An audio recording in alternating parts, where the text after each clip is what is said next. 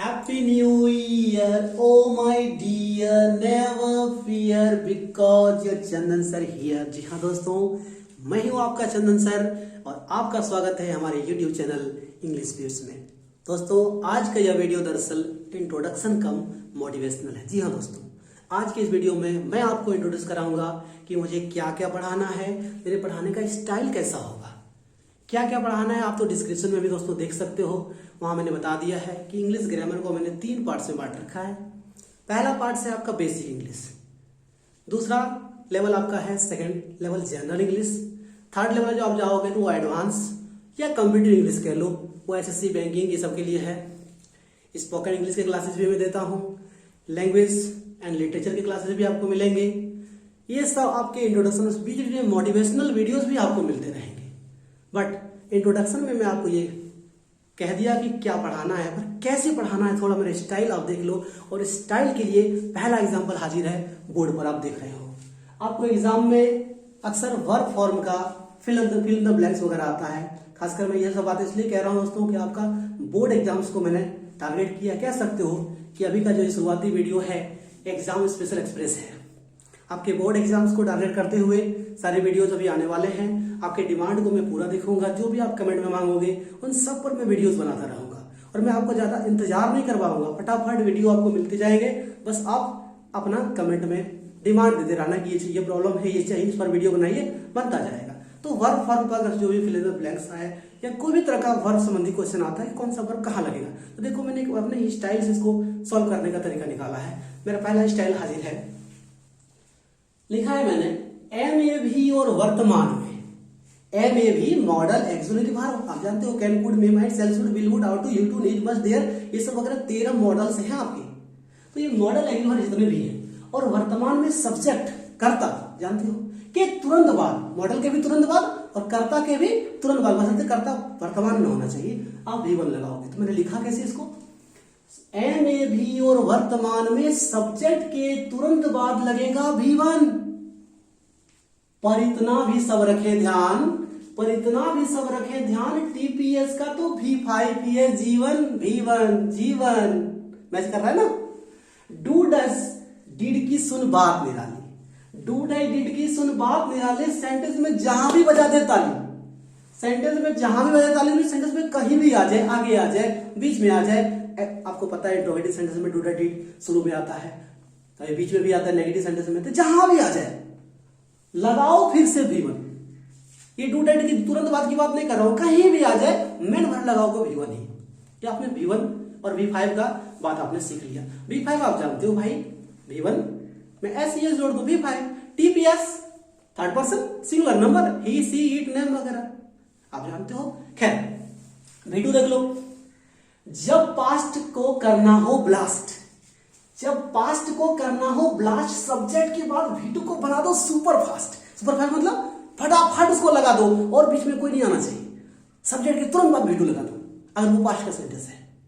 Okay V3 देख लो, एक बात सुने सब मेरी, एक बात सुने सब मेरी, चाहे गुड लगे या बैड, चाहे गुड लगे या बैड, दिख जाए सेंटेंस में कहीं भी, दिख जाए सेंटेंस में कहीं भी, शुरू में वही डू डाई डिड था, शुरू में लास्ट में कहीं भी दिख जाए, डू दिख जाए सेंटेंस में कहीं भी, हैव हैज या फिर हैड, हैव हैज या फिर हैड, हर हाल में V3 ही होगा, हर हाल में V3 होगा। इन सब बच्चों का डैड, इन सब बच्चों का डैड, समझ में आया कि हैव हैड कभी भी आए वर्ब का थर्ड फॉर्म ही लगेगा। चौथी बात देख लो V4 के लिए, जब am is are was were be been या कोई प्रेपोजिशन होगा, प्रेपोजिशन समझ लो, in at after with without for from to towards, ये सब प्रेपोजिशन है। तो जब am is are was were be been या कोई प्रेपोजिशन होगा या फिर helping verb, actually verb am is are, या फिर हेल्पिंग वर्ब के बाद यूज टू ने लिया पोजीशन होगा, या फिर हेल्पिंग वर्ब के बाद यूज टू ने लिया पोजीशन होगा। आपको जानकारी के लिए बता दूं कि जब भी am is are was were के बाद यूज टू का प्रयोग होता है तो उसका मीनिंग आदि या अभ्यस्त आता है। जैसे I am use to speaking more, मैं ज्यादा बोलने का आदि हूं। I am use to drinking, मैं पीने का आदि हूं। पीना मतलब पानी पीना नहीं, समझते हो।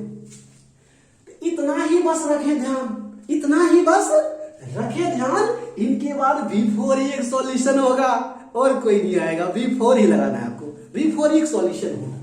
जब वर्ब को सब्जेक्ट या ऑब्जेक्ट के प्लेस पर लिखना हो, सुनो जैसे डांसिंग इज एन आर्ट लिखते हो ना, शुरू में लिखा ना आपने, डांसिंग इज एन आर्ट, नाचना एक कला है। आई लाइक डांसिंग, मैं नाचना पसंद करता हूँ। आपने क्या किया, लाइक से बात जब लगाए, एक चीज पहचान बता दूं मैं, जब भी कोई मेन वर्ब से पहले आता है तो जनरली सब्जेक्ट होता है, और मेन वर्ब के बाद जो आता है वो जनरली ऑब्जेक्ट होता है। तो ये पहचानने का तरीका। ऐसे भी सब्जेक्ट का पहचान है कौन कौन कौन पढ़ता है, मैं पढ़ता हूँ। तुम सोते हो, कौन, तुम। मोहन आ रहा है, कौन, मोहन, ये सब्जेक्ट है। और जिस पर क्रिया का फल पड़े वो कर्म है, ऑब्जेक्ट है। मैं तुमको पीटता हूँ, किसको, तुमको, ये ऑब्जेक्ट है। मैं मोहन को जानता हूँ, किसको, मोहन को, मोहन ऑब्जेक्ट है। जिस पर क्रिया का फल पड़े ऑब्जेक्ट है, इसका पहचान है भाई ऑब्जेक्ट का, क्या, किसको, किसे। और आपने तो देख ही लिया शब्द का पहचान, कौन, डॉन, कौन। तो इतना ही बस रखें ध्यान, इनके बाद V4 ही एक सॉल्यूशन होगा। और जब वर्ब को सब्जेक्ट या ऑब्जेक्ट की प्लेस पर लिखना हो, देना लगा V4 ही, चाहे जितना कंफ्यूजन होगा।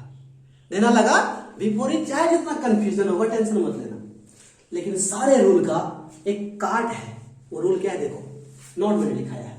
जब जब पैसिव वॉइस का आपको हो दीदार, दीदार मतलब दर्शन, तो जब जब पैसिव वॉइस आपको दिख जाए, मैंने पैसिव वॉइस मतलब कान को घुमा के पकड़ना पैसिव वॉइस। मैं आम खाता हूं तो एक्टिव है, कर्तृवाच्य, और आम मेरे द्वारा खाया जा रहा है, यह है कर्मवाच्य, पैसिव वॉइस कहते हैं इसको।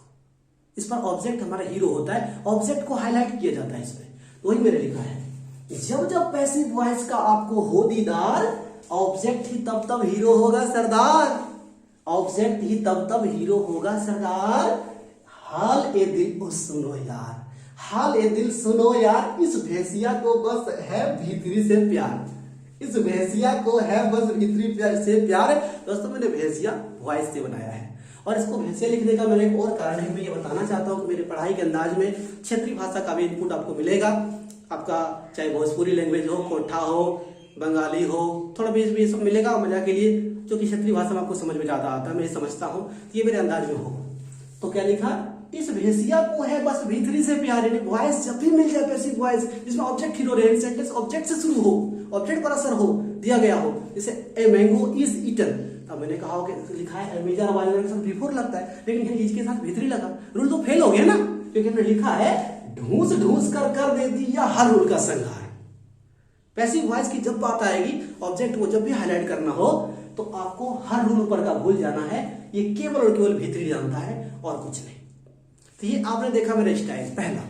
और स्टाइल दोस्तों, इसे नोटिस आप एग्जाम में आएगा, मान लो मैंने कुछ ट्रिक्स बनाए हैं, नोटिस हो, रिपोर्ट हो, एप्लीकेशन हो, ऐसे राइटिंग हो, सबके लिए पैसे सॉल्विंग हो, इन सबके लिए मैंने टेक्निक डेवलप किया। ये मेरा खुद का इन्वेंशन है, ये कहीं का कॉपी पेस्ट नहीं है यूट्यूब वगैरह से, कोई गाइड पासपोर्ट से, ये मेरा अपना इन्वेंशन है। आप देखोगे मैं एक ट्रिक बताऊंगा, उस एक ट्रिक से आप, नाम है नोटिस, एक ट्रिक बताऊंगा, अगर वो सेट हो गया माइंड में तो एग्जाम में हो जाएगा नोटिस।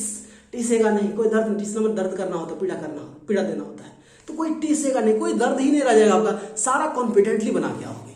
जनरली फॉर्मेट वगैरह यूट्यूब में बहुत मिल जाते हैं, यहाँ ये लगाओ, डेट लिखो, प्लेस लिखो, ये सब तो है ही। इसके अलावा में बॉडी लैंग्वेज में बच्चा फंस जाता है, एवरेज स्टूडेंट में सेंटेंस पावर नहीं होता है। मैंने कुछ इस तरह से डेवलप किया है ट्रिक को, एक बताऊंगा उससे आप सारे के सारे बना के आ जाओगे, ये कॉन्फिडेंस मैं दे रहा हूं आपको।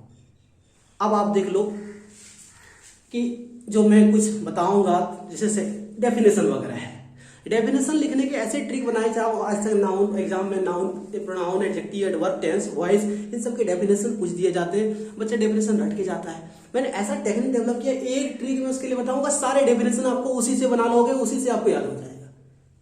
ठीक है, ट्रांसलेशन वगैरह में मैं इस तरह से सिखाऊंगा कि इजीली, बहुत ही वो किताबी अंदाज नहीं होगा, अलग ही अंदाज से मैं सिखाऊंगा आपको। खुद से इंग्लिश लिखने सीख जाओ और हिंदी भी खुद से निकालने सीख जाओगे। उर्दू में से दाएं से बाएं पढ़ता है ना, तो सिखाऊंगा इंग्लिश में किस तरह दाएं से बाएं पढ़ते हैं, उसका हिंदी आप खुद निकाल लोगे। ये सब मेरा टेक्निक होगा। अब थोड़ा सा मोटिवेशनल में आ जाऊं मैं। देखो मोटिवेशनल में सबसे पहले देखो, कोने में कोई आपका इंतजार कर रही है। कौन कर रही है? देखो भाभी जी आपका इंतजार कर रही है। भाभी जी देख रहे हो, सुंदर लग रही होगी बहुत, लेकिन भाभी जी के माथा में बहुत सारा ढीला काट रहा है, देख रहे हो। ये मैं क्यों बता रहा हूं? स्टूडेंट का एक एग्जाम का समय है, प्रेशर है, पढ़ना चाहता है बहुत से वो, लेकिन टिक नहीं पाता है घंटों तक।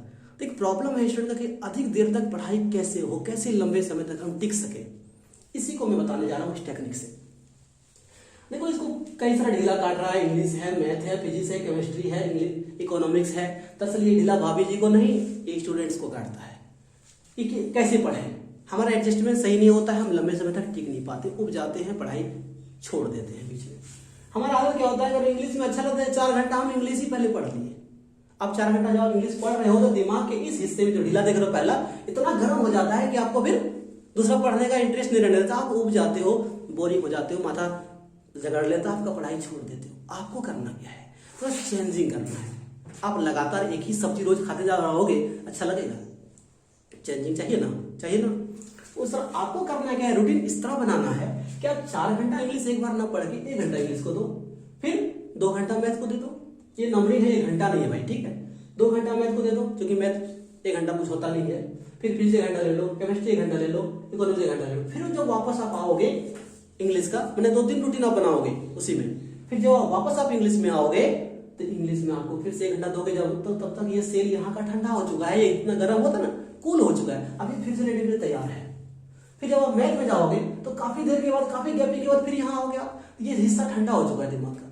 इस तरह से चेंजिंग करते रहोगे, दिमाग आपका गर्म नहीं होगा, घंटों तक आप पढ़ाई कर पाओगे।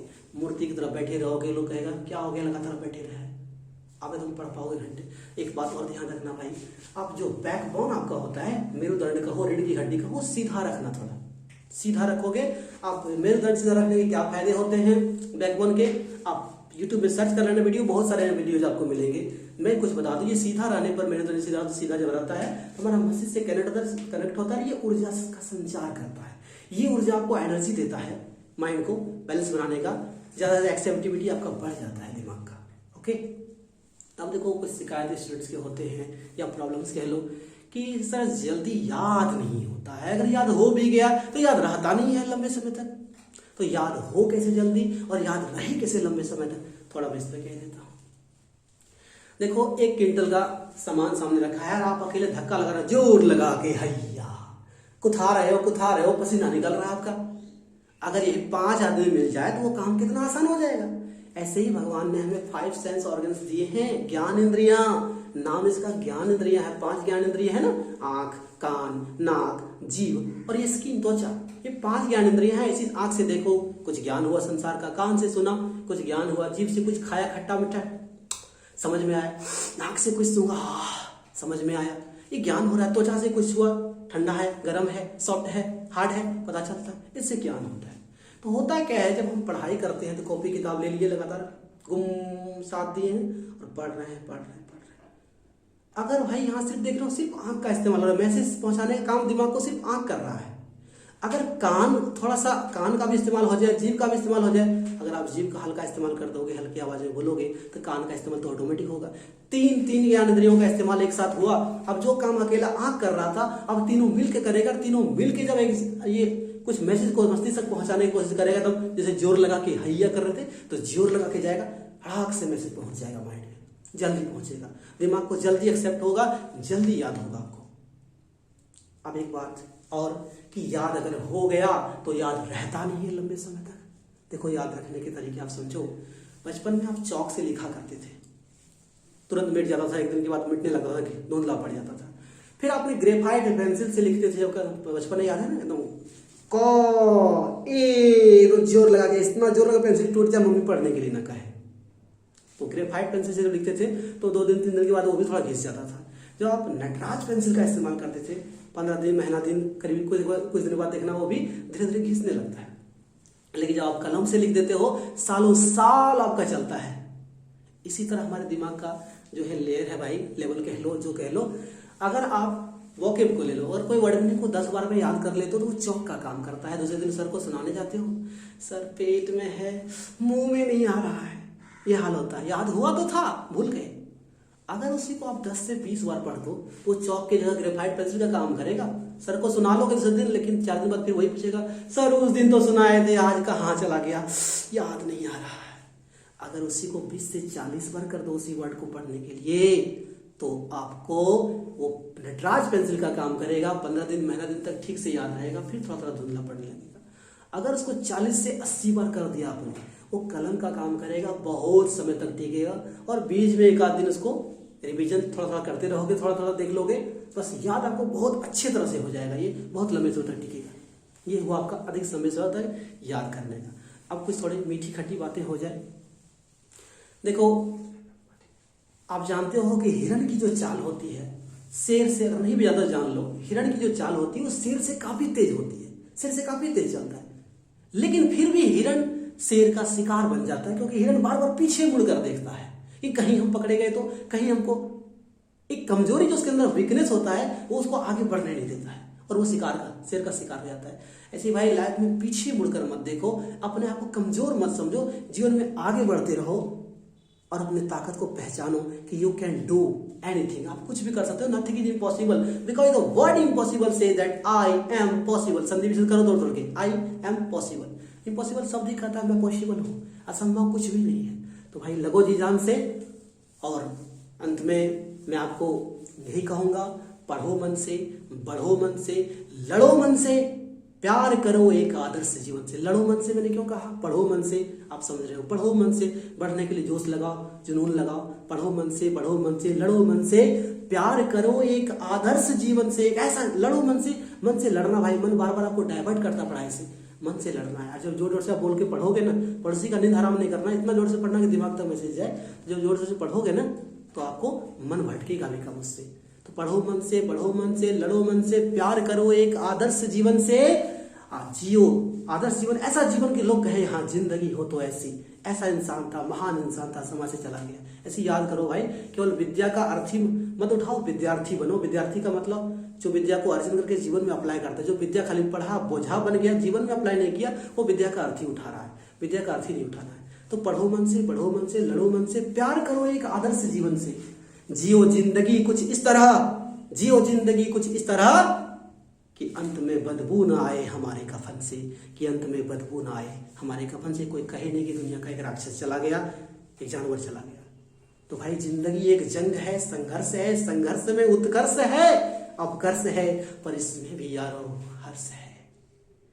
मत देख ढलते सूरज को तू, उगता सूरज ही तेरा आदर्श है। जी हाँ, उगते सूरज ही आदर्श है हमारा।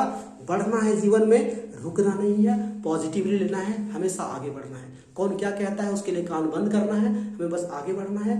और एक फूल आप देखते हो, फूल आप जो डाल से टूट जाता है उसे पछतावा नहीं है कि वो डाल से टूट गया है, उसकी दुनिया उजड़ गई है। इस बात का उसे फिक्र नहीं है कि वो कुछ पल में मुरझा कर गिरने वाला है और पैरों के नीचे कुचल दिए जाने वाला है। ठीक है, ऐसे ही जिंदगी हमें जीना है। अभी एग्जाम का समय आ रहा है, पीछे क्या नहीं हो पाया इसका प्रेशर मत लो, क्या होगा रिजल्ट इसका टेंशन मत लो। अभी आप क्या कर सकते हो, उस फूल की तरह अभी वो मुस्कुरा सकता है, मुस्कुरा रहा है, खिल सकता है, खिल रहा है, अभी वो खुशबू दे रहा है। डाल से टूटने का अफसोस नहीं, गिर के मुरझा के गिर जाने का चिंता नहीं। ऐसे ही जिंदगी हमें जीना है। ये रियल लाइफ में भी है, ये पढ़ाई में भी है। एग्जाम का प्रेशर इस तरह मत लो कि रिजल्ट क्या होगा, अपने लगे रहो जी जान से। बस अच्छा करोगे अच्छा होगा, वर्तमान आपका अच्छा है तो भविष्य आपका अच्छा होगा। परिणाम की चिंता कायरों की होती है, सो मत भाग बनकर कायर पीठ दिखाकर। जी जान से लगो, जीत आपकी होगी। तो भाई बहुत जल्दी मैं नई नई वीडियो लेकर आऊंगा, बस आपके डिमांड का मुझे वेट है। कमेंट में आप डिमांड करो क्या चाहिए, नोटिस, रिपोर्ट, ग्रामर वगैरह जो चाहिए एग्जाम संबंधी। अभी स्पेशली एग्जाम स्पेशल एक्सप्रेस है मेरा, मैं उस तरह के वीडियोस दूंगा। लगे रहो, अपना कमेंट जरूर भेजो। Bye bye. स्क्रीनशॉट आप जरूर खींच रहे हैं।